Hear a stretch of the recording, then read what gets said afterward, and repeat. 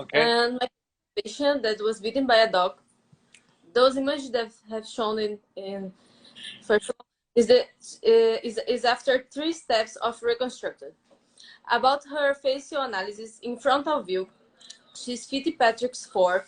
In facial proportion, we can see a predominance of her lower third and a smaller superior third. The columellar is 0.4 centimeters deviated from the midline, and the lip crease is 0.3 centimeters deviated from the midline. As you can see, the dorsal aesthetic lines are asymmetrical and bends to the right toward a pinched nasal tip that has no definition of super or operative. The reconstructed alar is retracted, and the scar sweeps the columella and the upper lip deviated the crease. In lateral view, we can see the rays below the ciliary line, what increases the appearance of a shortened nose. There is a dorsal hump, a lack of tip projection, and a short and retracted columella.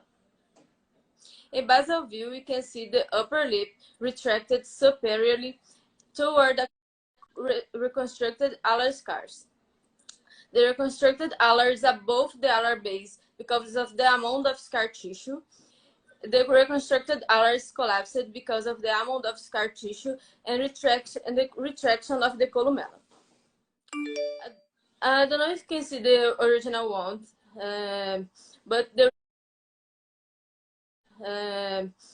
original one comprises the medial cheek up to the mimetic muscles in the subsmile level. The upper lip was divided in its lateral subunit, preserving the upper labial vessels. The heminasal defect was composite. The platform, the nasal floor, and the soft tissue was missed.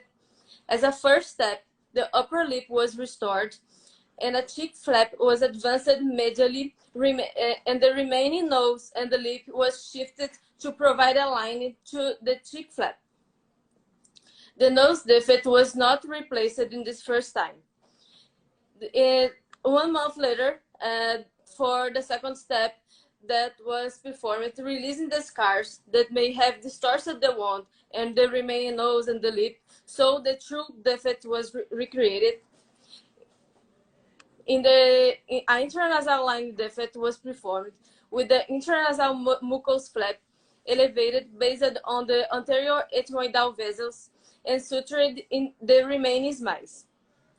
The central ipsilateral septal cartilage was harvested for a graft, preserving the crutch.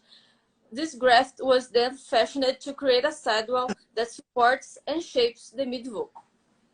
The external nose had been resurfaced with the forehead flap.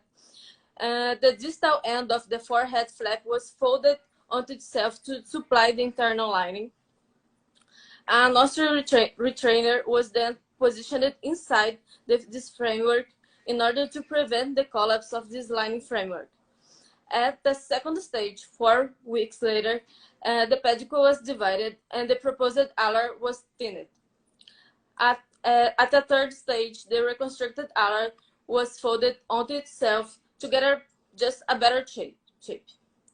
And we are planning to get the fourth step. We are planning to get our ear composite graft for elongate to length the columella and to reduce the hump, the dorsal hump. Okay.